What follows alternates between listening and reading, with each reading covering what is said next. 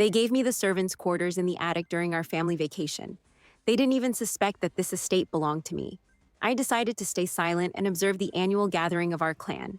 It was a tradition my mother adored, though for me, these weekends always turned into a marathon of comparisons and stinging remarks. This year was supposed to be the same, with one exception. The luxurious Chateau Duval with its vineyards, where we were staying, was now my property thanks to a will grandfather had secretly drawn up 6 months before his death. When I walked into the majestic lobby of Chateau Duval, my heart was pounding. I watched as my sister, Alice, the family favorite, was greeted with hugs and shouts of joy. No one paid any attention to me until Mother noticed my shadow in the doorway and grimaced. "I thought you wouldn't come, Eleanor," she threw out, not even trying to hide her disappointment. "I wouldn't miss the family reunion for anything in the world," I replied with a smile that didn't reach my eyes. My brother-in-law, Brad, Alice's husband, looked me up and down, evaluating my modest outfit. "Looks like your freelance writing and blog posts aren't exactly bringing in mountains of gold, huh?" he commented with a mocking smirk. If only they knew. My little writing gig had long since turned into an influential media holding company with Fortune 500 clients, but I never corrected their assumptions. What hurt the most was the secret I carried. This five-star complex with its impeccable vineyards and mountain views now belonged to me. Grandfather always saw something in me that the rest of the family ignored. "Room assignments," Mother announced as the manager, Mr. Andrew, began handing out keys. My sister and her husband received the royal suite with a panoramic terrace. My parents got the owner's apartments. My cousins got deluxe rooms. And me. "Eleanor, you'll be staying in room 204, in the attic, next to the kitchen ventilation shaft. It's the smallest room, but it's cozy." Everyone exchanged glances, some with shame, others with poorly disguised amusement. Andrew, the manager, looked as if he had swallowed a lemon. "Ma'am, we could find another option for the young lady," he began, but Mother interrupted him.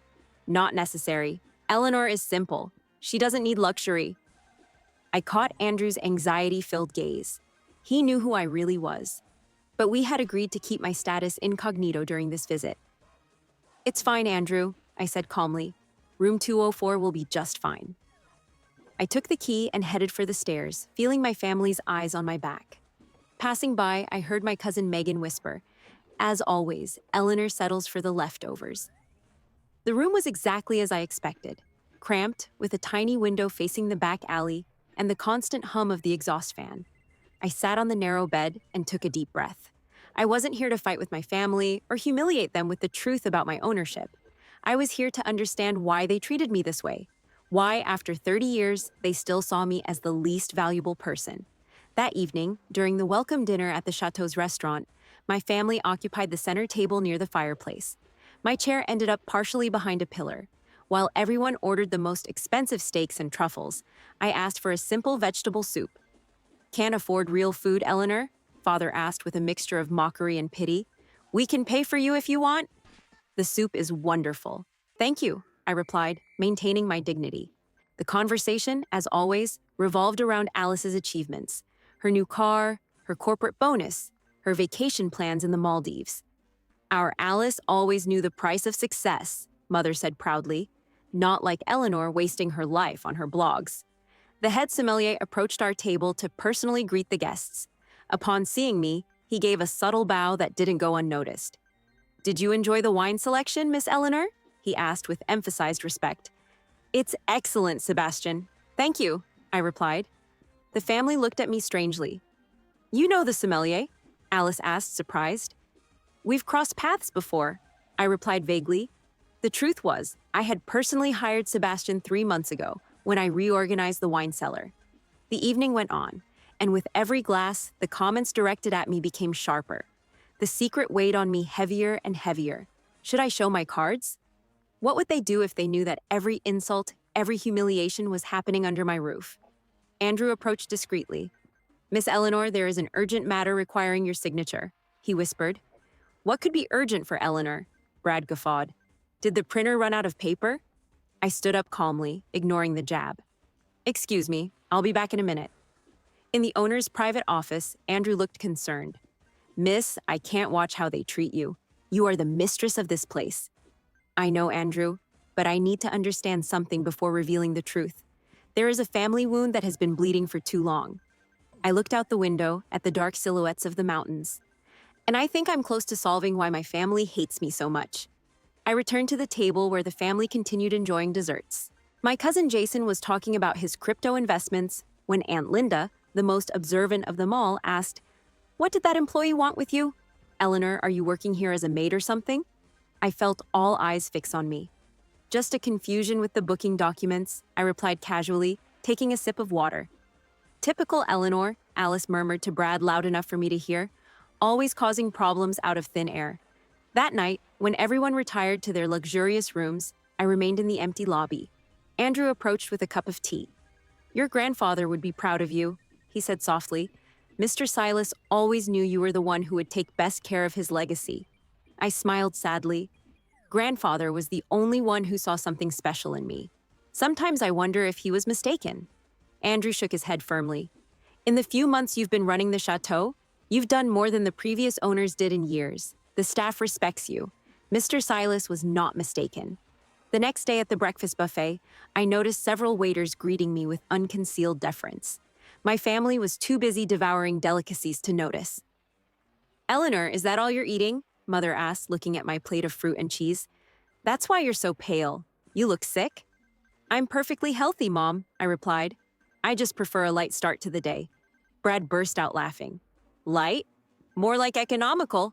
I bet you count every penny." The comment drew laughter around the table. I took a deep breath and focused on my breakfast. Not the moment for revelations. The morning passed with activities: a winery tour, tasting, spa treatments. Of course, my parents organized everything, so Alice and her husband got the VIP package. And for me, there was a spot in the economy group tour. "Sorry, but it seems there are no spots left for the individual massage," Mother informed me with fake regret. "You'll have to wait in the lounge area." Later, I found out she had deliberately crossed my name off the list, telling the receptionist it would be a waste of money on Eleanor. During lunch, the conversation touched on Grandfather Silas's inheritance. "I'll never understand why Dad sold this estate before he died," Mother commented, looking around the hall nostalgically. "It was his pride and joy." "He probably got an offer he couldn't refuse," Father replied. "It's a shame we never found out who bought it." Alice sighed dramatically. "If the chateau were still ours, we'd be staying here for free. We could even give Eleanor a decent room," she added, as if doing me a favor. I suppressed a smile. If only they knew the truth about the inheritance and the family secret I was about to uncover. That same afternoon, while my parents and Alice enjoyed a horseback ride, I slipped into Grandfather's old office, which was now my workspace. Andrew was waiting for me with a box of documents. "I found what you asked for, Miss Eleanor," he said, placing the box on the mahogany desk. "This is your grandfather's personal archive regarding your family." I began reviewing letters, photographs, and diaries. Among them, I found a yellowed envelope dated 12 years ago. Inside was a letter from my mother to Grandfather that took my breath away. "Dad, you have to understand that Eleanor isn't like us. She never was. If you continue to single her out as your favorite, you'll only ruin her. She doesn't have the backbone to succeed in this family. Alice is the one who should inherit the business someday." My hands trembled. I read similar letters spanning years. Messages where my own mother tried to convince Grandfather that I didn't deserve his attention or inheritance. Letters describing my supposed failures and weaknesses. And a note from Grandfather, handwritten but never sent. Response to Margaret: "It pains me to see how you treat your own daughter. Eleanor has a spirit and intellect you are not even capable of seeing. Someday you will all realize the mistake you've made." The discovery hit me like a cold wave. It wasn't just envy or sibling rivalry. My own mother had systematically orchestrated my marginalization within the family. "Are you all right, miss?" Andrew asked, concerned by my silence. "No," I replied honestly, "but I will be." I continued reading and discovered something even more disturbing. My father and Brad had tried to manipulate Grandfather into selling them a share of the business for pennies shortly before his death, using falsified financial reports. Their plan failed when Grandfather, suspecting foul play, decided to secretly transfer everything to me. A knock on the door interrupted my investigation. It was Megan, my cousin. "Eleanor, what are you doing here? This area is staff only," she said, eyeing the documents scattered on the desk with curiosity. Andrew intervened quickly. The lady was looking for information on the tour schedule. Megan didn't look convinced. Her eyes narrowed, scanning the office. Isn't it strange that they let you into the owner's office? They didn't even let us take a peek. Maybe I'm not as insignificant as everyone thinks, I replied, holding her gaze. Something changed in her expression. For the first time, I saw a glimmer of doubt in her eyes. You were always grandfather's favorite, she said slowly. We all knew it, though no one wanted to admit it. When Megan left, I knew. My secret wouldn't live much longer. The family would start to suspect, and I would have to make a choice. Continue enduring humiliation or reveal that I, the despised Eleanor, now owned the empire they all coveted. That evening, during the farewell gala banquet, the storm that had been gathering since my arrival finally broke. The main hall of the chateau was decorated with fresh flowers, candles, and crystal. I arrived deliberately late, wearing a simple but elegant black dress of my own design. Finally, you showed up, Mother said irritably. We were about to order without you. I took the seat allocated to me, again, the least comfortable one, on the corner of the table. Brad was already tipsy, bragging about his latest real estate deals. I bought 3 development plots last month, he boasted. If I play my cards right, someday I could buy a hotel like this. Alice smiled proudly. My husband has business acumen, unlike other family members who are satisfied with penny-pinching texts. Father raised his glass. To Brad and Alice, the true pride of this family. Everyone drank, while I kept my glass on the table. No one seemed to notice, except for Megan, who was watching me intently. Finally, she spoke. Eleanor, I saw you in the private office today. You looked very at home there. A sudden silence fell over the table. All eyes turned to me. What were you doing in a restricted area? Father asked, frowning. I took a sip of water. I was checking some things regarding the estate management. Why would you need that? Mother asked. It's not like you're going to buy it. Brad let out a thunderous laugh. Eleanor owning the chateau? That would be the joke of the year. She can't even afford a proper room. Just at that moment, Andrew approached our table with a bottle of collector's vintage 1985 champagne. Miss Eleanor, the champagne you ordered for your family, he said. Mother blinked in confusion. We didn't order this. It's on the house, Andrew said. From me, I interrupted calmly. From you? Alice almost choked. How can you afford a bottle that probably costs more than your rent for a year? Andrew poured the champagne while I remained impassive. The tension at the table was palpable. There are many things about me you don't know, I said simply. Father looked at me with suspicion. What are you talking about, Eleanor? If you have something to say, say it. I weighed my options. I could reveal the secret now. Humiliate them the way they had humiliated me for years. Revenge would be sweet, but looking at their faces, something changed in me. I didn't want to become like them. I just wanted to make a kind gesture, I replied, to celebrate that we are together, despite everything. The dinner continued, but the atmosphere had shifted. Megan looked at me with intrigue, as if reevaluating who I really was. During dessert, Alice started talking about Grandfather Silas's inheritance. I never understood why Grandfather sold the chateau secretly. It was a family heirloom. Maybe because he knew some people would try to take advantage of it, I replied, looking straight at Father and Brad. What are you insinuating? Brad suddenly became aggressive. Nothing, I said calmly. Just that Grandfather was more astute than everyone thought. Father looked at me with a mix of suspicion and nervousness. Eleanor, if you know something about the sale, you should share it with the family. Now I'm part of the family? I asked. How interesting. A few hours ago, I was the poor relative who didn't even deserve a decent bed. Uncomfortable silence blanketed the table again. Mother tried to change the subject, but I continued. You know, Grandfather told me many things. I spent hours with him while you were busy with your important lives. He said a family business is like a mirror. It reflects the values of those who run it. I paused. And that one must always beware of deceptive appearances. Brad slammed his fist on the table. Enough riddles. Speak plainly. At that moment, the general manager of the chain approached our table. Apologies for the intrusion.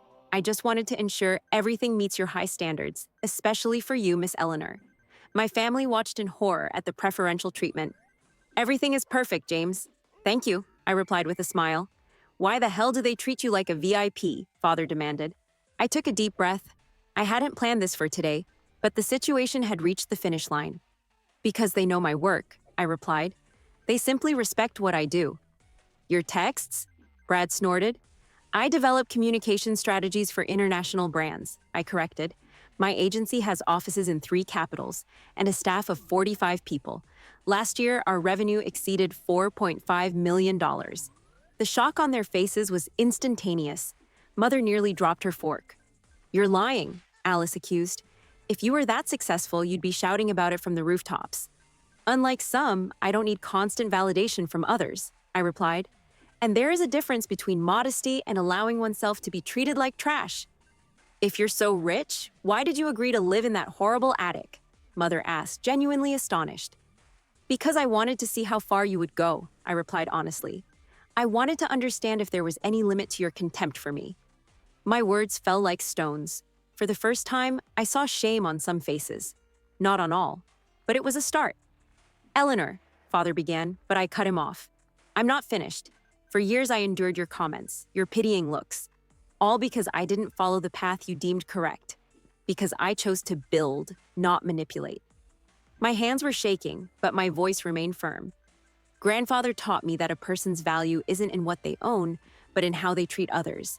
He saw in me what you could never see because you were too busy comparing me to your imaginary ideal. The ensuing silence was deafening. If this is true, Father finally said, why did you never say? Would you have listened? I asked. Or would you have found another way to devalue my achievements? He had no answer. The dinner ended in silence. When the others left, Megan stayed behind and sat next to me. I always knew you were different, she said quietly. Grandfather told me to watch you, to learn. I never understood why until today. Our eyes met. Eleanor, she continued, there's something else, isn't there? Something about this estate and grandfather that you haven't said. I nodded slowly. Tomorrow, everyone will know. The next morning was crystal clear. From my room by the exhaust vent, I heard the kitchen staff waking up. I dressed carefully, a white business suit I saved for special occasions. During breakfast, the dynamics had subtly shifted. My family glanced at me with a mixture of fear and curiosity. The mockery had vanished. Mother tried to approach first. Eleanor, darling, we didn't know your business was doing so well, she said with a strained smile. You should have told us. I tried, Mom, for years. But every time I mentioned a new project, you interrupted me with news about Alice's promotion. My sister had the grace to blush. Well, the main thing is that now we know, Father intervened in a conciliatory tone. We are proud, of course. Brad, however, remained skeptical. $4 million in revenue. Impressive, if true, though revenue isn't profit. My net profit margin was 32% after taxes, I replied without raising my voice. His expression transformed into something resembling respect. Exactly at 10 a.m., Andrew approached the table. Miss Eleanor, everything is ready for the meeting you called. I led the family to the conference room overlooking the vineyards. A distinguished man in a suit was waiting for us there. Arthur Kingsley, grandfather's lawyer. What does this mean, Eleanor? Father asked anxiously. Please, sit down. I stood before them, my heart leaping out of my chest, but outwardly, I was calm. Thank you for coming. As you know, this estate was the heart of Grandfather Silas's business. I turned on the projector with old photos. What you may not know is what actually happened to the estate after his death. Mother tensed up. Grandfather sold it. We never knew to whom. That is not entirely accurate, Lawyer Kingsley intervened. Mr. Silas did not sell the estate. He transferred it into a trust. A trust? Father repeated. Why weren't we informed? Because you were not the beneficiaries, the lawyer replied coldly. All eyes turned to me. The puzzle pieces fell into place. It can't be, Alice whispered. Grandfather left the estate to me, I said. I have been the owner for 6 months. The silence was absolute. Shock, denial, anger. Brad recovered first. This is absurd. Why would he leave it to you? Specifically you, his most valuable asset? That is an excellent question, I replied, looking at my parents. And I think Mom has a guess. Mother turned pale. I don't know what you're talking about. I found your letters, Mom, the ones where you convinced him I was worthless. Gasps rang out in the room. Mother seemed to shrink in size. And I found something else, I continued, nodding to Andrew, who handed folders to everyone. Documents confirming that you, Dad, and you, Brad, tried to defraud Grandfather regarding the valuation of the business. Father opened the folder with trembling hands. They were copies of the fake reports. This is taken out of context, he stammered. No, the lawyer cut in. Mr. Silas showed me this personally. That was when he changed his will and left everything to Eleanor, the only person he trusted to preserve the legacy. Brad jumped up, red with rage. You manipulated the old man. You can't handle a business like this. The results say otherwise, I replied. In the 6 months of my management, revenue has grown by 20%. Mother looked genuinely confused. If you are the owner, why did you let us treat you like that? Why did you live in that hole? Because I needed to understand, I replied, and my voice trembled. Do you really not love me, or is there another reason? I looked Mother in the eyes, and what I realized hurts even more. You didn't think I was worthless, Mom. You were afraid I was better than you. You couldn't survive the fact that Grandfather loved me. You were just like him, Mother suddenly cried out with tears. The same look, the same stubborn character. I spent my whole life trying to earn his love, and you just were born and got it. The confession rang out like an explosion. Decades of maternal jealousy. So you decided to snuff out my light so yours would look brighter, I summarized. She didn't deny it. And you? I turned to Father. You saw only money. If I were an outcast, I wouldn't interfere with your plans. Father looked broken. Alice sat silently, digesting the destruction of the illusion of our perfect family. That was when I made the most important choice. Despite everything, I said into the silence, I am still part of this family. I could kick you out of here in disgrace, but that would only continue the cycle of hatred. Mother looked at me with hope and shame. Grandfather left me this estate not for business, but to give us a chance to heal. I walked to the window. There is one more letter. The lawyer has it. He asked for it to be read today. Kingsley handed me the envelope. I began reading Grandfather's words aloud. Dear family, if Eleanor is reading this, it means she has come into her rights. This estate is a legacy, but a legacy isn't walls. It is values. I watched as envy corroded us. I left everything to Eleanor because I believe in her kind heart. My final intention is for this shock to become a mirror for you. Admit your mistakes. Build respect. The estate belongs to Eleanor legally, but spiritually, it can belong to all of you if you change. With love, Silas. When I finished, many eyes held tears. Mother stood up and slowly walked towards me. Eleanor, I don't know if you can ever forgive me. I was a terrible mother, blinded by my own insecurities. In her eyes, for the first time, I saw genuine remorse. That's all I wanted, Mom, I replied, letting her hug me. Father and Alice joined in. Only Brad remained aside, not ready to accept defeat. He walked out of the room silently. He needs time, I told Alice. Many hours of conversation followed. For the first time, we spoke honestly. What's next? Alice asked. How do we fix this? With sincerity, I replied. The lawyer, packing his things, said, Your grandfather was right about you, Eleanor. When he left, Mother asked, Your business. Will you tell me about it? I want to know. With pleasure, I smiled. That night, I moved into my rightful suite. Standing on the balcony under the stars, I felt relief. Not from revenge, but because the toxic cycle was broken. You were right, Grandfather, I whispered to the wind.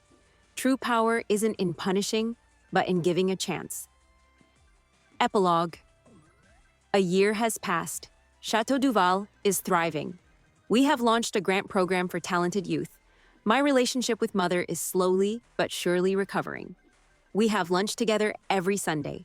Alice went to study psychology, realizing her banking career was forced upon her by our parents. Father now helps me with charity projects, having found peace in it. Brad returned after 6 months, asking for the lowest position in the marketing department. He works diligently, and his ambitions are finally channeled in the right direction. Room 204 remains unchanged, as a reminder of where we started. At the entrance to the chateau, a plaque with Grandfather's quote now hangs. We build not walls, but bridges. That is the true legacy.